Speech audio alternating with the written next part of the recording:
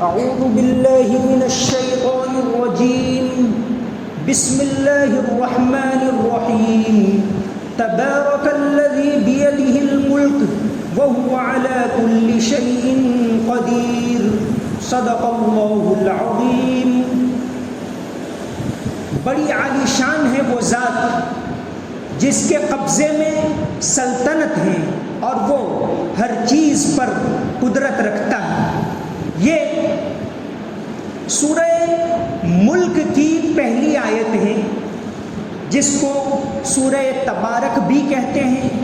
سورہ تبارک یا سورہ ملک یہ مکی صورت ہے، ابتدائی دور کے اندر نازل ہوئی۔ اس صورت کی بڑی فضیلت احادیث کے اندر آئی ہے، نبی کریم صلی اللہ علیہ وسلم کی محبوب صورتوں میں سے تھی۔ ویسے پورا کلام پاک محبوب ہے، پورا کلام پاک اپنے اندر برکت رکھتا ہے، اپنے اندر تعلیم رکھتا ہے، لیکن بعض صورتوں کی خاص فضیلت آئی ہے، اس میں سے ایک سورہ تبارک ہے۔ حدیث شریف کے اندر آتا ہے، حضرت ابو ہریرہ رضی اللہ عنہ سے مروی ہے کہ آپ صلی اللہ علیہ وسلم نے فرمایا کہ قرآن کریم کی ایک صورت ہے جس کی 30 آیتیں، جو شخص اس صورت کو محفوظ کر لے گا قیامت کے دن یہ صورت اس کی سفارش کرے گی، یہاں تک کہ اس کو جنت میں داخل کروائے گی، اور وہ سورہ تبارک ہے۔ ایک اور حدیث کے اندر آیا ہے، حضرت جابر رضی اللہ عنہ سے مروی ہے کہ آپ صلی اللہ علیہ وسلم ہمیشہ رات کو سونے سے پہلے سورہ الف لام میم سجدہ اور سورہ تبارک پڑھا کرتے تھے۔ تفسیر معالم العرفان میں لکھا ہوا ہے کہ امام باقر رحمۃ اللہ علیہ، جو امام ابو حنیفہ کے استاد ہیں، امام ابو حنیفہ کے پیر بھی ہیں، حضرت حسن رضی اللہ عنہ کے بیٹے امام زین العابدین، امام زین العابدین کے بیٹے امام باقر بڑے عبادت گزار اور بڑے اللہ والے تھے، ظاہر ہے آپ صلی اللہ علیہ وسلم کے خاندان میں سے تھے، تو وہ روزانہ رات کو 2 رکعت نفل پڑھتے تھے اور نفل نماز کے اندر یہ سورہ تبارک پڑھتے تھے۔ تو اس سورت کو پڑھنے کی بڑی فضیلت آئی ہے، خاص طور سے رات کو اس کو پڑھنا چاہیے۔ یہ قبر کے عذاب سے بچانے والی صورت ہے، جیسا کہ احادیث میں آتا ہے، حضرت عبداللہ ابن مسعود رضی اللہ عنہ سے مروی ہے حدیث شریف کے اندر کہ یہ صورت قبر کے عذاب سے بچانے والی ہے۔ انشاءاللہ قبر کا عذاب اس سلسلے میں کیا دین اسلام کے اندر رہنمائی ہے یہ آگے بتایا جائے گا۔ تو حدیث شریف کے اندر یہ بات بھی آتی ہے کہ یہ صورت قبر کے عذاب سے بچانے والی ہے۔ پورا کلام پاک اپنے اندر ایک تاثیر رکھتا ہے۔ حدیث شریف کے اندر آتا ہے، نبی کریم صلی اللہ علیہ وسلم نے ایک مرتبہ حضرت عبداللہ ابن مسعود رضی اللہ عنہ کو، حضرت عبداللہ ابن مسعود بہت چوٹی کے صحابی، آپ صلی اللہ علیہ وسلم نے اپنی زندگی میں جن صحابہ کرام کو قرآن کی تعلیم کی اجازت دی تھی ان میں سے ایک تھے حضرت عبداللہ ابن مسعود رضی اللہ عنہ۔ حضرت عبداللہ ابن مسعود کے بارے میں آتا ہے کہ ایک مرتبہ آپ صلی اللہ علیہ وسلم نے فرمایا کہ ابن مسعود آؤ قرآن سناؤ۔ حضرت ابن مسعود نے تعجب ظاہر کیا کہ حضور قرآن تو آپ پر نازل ہوا، آپ نے فرمایا سناؤ، بہت اچھے پڑھنے والے تھے۔ حضرت عبداللہ ابن مسعود نے شروع کیا، یا ایھا الناس اتقوا ربکم الذی خلقکم من نفس واحدہ، سورہ نساء پڑھنے لگے۔ بڑے پڑھنے والے تھے تو اپنے پڑھنے میں مشغول، آپ صلی اللہ علیہ وسلم اور صحابہ کرام سن رہے، پڑھتے گئے، جب اس آیت کے اوپر پہنچے فَكَيْفَ إِذَا جِئْنَا مِنْ كُلِّ أُمَّةٍ بِشَهِيدٍ وَجِئْنَا بِكَ عَلَى هَؤُلَاءِ شَهِيدًا۔ تو حضرت عبداللہ ابن مسعود بیان کرتے ہیں کہ آپ صلی اللہ علیہ وسلم نے فرمایا حسبک یا ابن مسعود، بس کرو۔ حضرت ابن مسعود فرماتے ہیں کہ میں نے اپنی نگاہ اٹھائی اور دیکھا تو آپ صلی اللہ علیہ وسلم کی سے آنسو جاری تھے. یہ کلام پاک کی تاثیر ہے. تو ہر مومن کو کلام پاک پڑھنا چاہیے, اس کی عظمت اس کے دل میں ہونی چاہیے, اس کی تلاوت کرنی چاہیے اور اس کو سمجھنے کی کوشش کرنی چاہیے. ہر مسجد کے اندر یہ کلام پاک کی تعلیم یعنی اس کی تفسیر کے حلقے ہر مسجد میں لگنے چاہیے. موجودہ زمانے کا ایسا واقعہ ہے, علامہ اقبال رحمۃ اللہ علیہ جو کلام پاک سے بڑی محبت کرنے والے تھے, ان کا واقعہ آتا ہے. ان کے بیٹے جاوید اقبال جو بہت لمبی عمر پائی, ابھی 2015 کے اندر انتقال ہوا جاوید اقبال کا. ان کی اپنی کتاب ہے اپنی آپ بیتی, ان کی اپنا گریما چاک, اس میں ایک واقعہ لکھا ہے انہوں نے. علامہ اقبال کی جو قرآن سے محبت تھی اس کا واقعہ لکھتے ہیں کہ علامہ شہر کے بڑے بڑے قاریوں کو گھر پر بلاتے تھے اور قرآن سنتے تھے. ہم بچے تھے, ہم کو بھی بلا لیتے تھے. ایک مرتبہ ایک قاری صاحب آئے ہوئے تھے حجاز سے, مکہ سے. تو علامہ اقبال نے مجھے کہا, یعنی جاوید اقبال کو, کہ اقبال جاوید آؤ بیٹھو کلام سنو. قاری صاحب نے سورہ مزمل شروع کی, سنتے گئے. کہتے جب سورہ مزمل ختم ہوئی تو جاوید اقبال جسٹس بیان کرتے ہیں کہ میں نے دیکھا تو اقبال کے آنسوؤں سے پورا تکیہ تر ہو گیا. تو یہ کلام پاک کی یہ تاثیر اللہ تعالیٰ نے رکھی ہے. تو یہ سورہ تبارک, اس کو خاص طور سے رات کو پڑھنے کی فضیلت آئی ہے. تو کم از کم ہم کلام پاک کو اور زیادہ یاد نہیں کرتے تو ایسی خاص صورتیں جو ہیں, سورہ یاسین شریف ہے, سورہ ملک یعنی یہ سورہ تبارک ہے, اس کو زبانی یاد کرنا چاہیے اور اس کو پڑھنا چاہیے, اس کو دل سے لگانا چاہیے. یہ سورت کا نام ہے سورہ ملک. ملک کے معنی سلطنت, بادشاہی.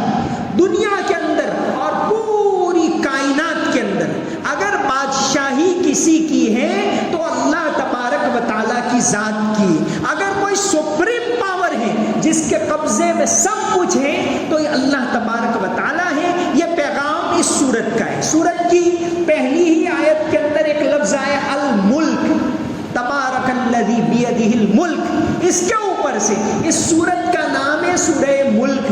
دوسرا نام اس کا ہے المانعہ, جیسے کہ حضرت عبداللہ ابن مسعود سے مروی ہے. مانعہ کے معنی بچانے والی, اور المنجیہ نجات دینے والی, کیونکہ یہ قبر کے عذاب سے بچانے والی ہے. اس لحاظ سے اس سورت کا نام المانعہ بھی ہے. تو اس کا جو خاص مشہور نام ہے الملک ہے. پہلی آیت کے اندر ہے ملک کے معنی سلطنت, بادشاہت. تو اس لحاظ سے اس سورت کا نام سورہ ملک ہے. اس سورت کا جو خاص پیغام ہے, اس سورت کے اندر خاص کیا کیا باتیں ہیں, تو خاص تو دو عقیدے, ایک توحید اور ایک آخرت کا عقیدہ. یہ دونوں اس سورت کے اندر خاص ہے, کیونکہ آخرت کا عقیدہ یہی انسان کو گناہ سے بچاتا ہے, یہی انسان کو نیکیوں کے اوپر ابھارتا ہے. آخرت کا عقیدہ مضبوط ہوگا تو انسان کوئی دیکھے یا نہ دیکھے اس کے دل میں اللہ کا خوف ہوگا, وہ اللہ کے خوف سے ہر کام کو کرے گا. تو مکی صورتیں, قرآن میں جو صورتیں ہیں کل 114 صورتیں ہیں, اس میں سے 86 صورتیں مکی ہیں یعنی ہجرت سے پہلے اتری, اور 28 صورتیں مدنی ہیں. مکی صورتوں میں زیادہ عقائد کے اوپر زور دیا گیا ہے, اور آج کا زمانہ جو ہے اس میں سب سے زیادہ اگر محنت کرنے کی ضرورت ہے تو عقیدے کے اوپر, عقائد کے اوپر اس دور کے اندر سب سے زیادہ محنت کرنے کی ضرورت ہے. اگر ہم چاہتے ہیں کہ یہاں اس ملک کے اندر ہماری آنے والی نسلیں توحید کے اوپر رہیں, وہ شرک سے بچیں, ایمان کے اوپر جمے رہیں, تو سب سے زیادہ عقائد کے اوپر محنت کرنے کی ضرورت ہے. تو اس صورت کے اندر جیسا کہ اور مکی صورتوں میں ہے, اس صورت میں جو اہم ٹاپک ہے وہ ایک اللہ کو ماننا اور آخرت کا عقیدہ اپنے دل کے اندر بٹھانا.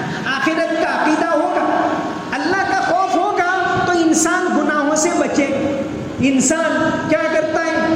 ٹیکس دینا ہے، بھئی کیسے چوری کرے اس کی کوشش کرنا ہے، زکوٰۃ دینی ہے، کوئی پوچھنے والا نہیں، کوئی آپ کے گھر میں حساب کرنے نہیں آتا، لیکن بھئی اللہ کے لیے دے رہے ہیں، اس کو شمار کر کے دیتے ہیں، کیوں کہ بھئی اللہ کا خوف ہے، تو اللہ تبارک و تعالیٰ کا خوف ہوگا تو انسان یہ ہر کام کو اللہ کو حاضر ناظر رکھتے ہوئے کرے گا، ورنہ دنیاوی قانون سے یہ کام نہیں ہوتا۔ اس سلسلے میں ایک لطیفہ ہے کہ ایک بھائی تھے، بائک لے کر جا رہے تھے اور ٹریفک سگنل دیکھا، لال لائٹ ہے، پھر بھی پار ہو گئے، پولیس والے نے سیٹی بجائی، رک جا، تو رک گیا، تو کہا کہ بھئی تم کو یہ لال لائٹ دکھتی نہیں ہے؟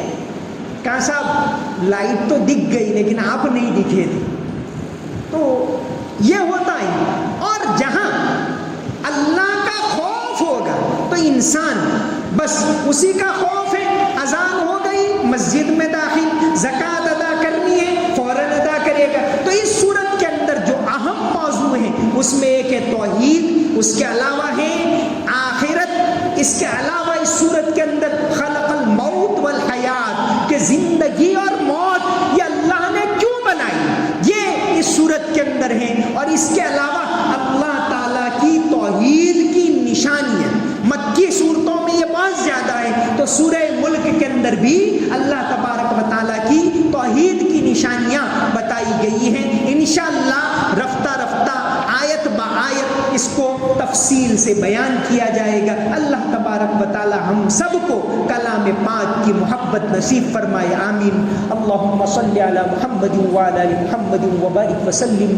ربنا آتنا فی الدنیا حسنہ وفی الآخرۃ حسنہ وقنا عذاب النار۔ رب اغفر وارحم وانت خیر الراحمین۔ ربنا هب لنا من ازواجنا وذریاتنا قرۃ اعین واجعلنا للمتقین اماما۔ یا اللہ ہمارے گناہوں کو معاف فرما، ہماری تمام غلطیوں کو معاف فرما۔ یا اللہ تو نے اپنی مہربانی سے رمضان کا مہینہ عطا کیا ہے، یا اللہ اس کی قدر کرنے کی توفیق عطا فرما، تیرا خوف نصیب فرما، دینداری نصیب فرما، کلام پاک کی عظمت نصیب فرما، کلام پاک کی تلاوت کرنے کی توفیق عطا فرما، اس کے حقوق ادا کرنے کی توفیق عطا فرما۔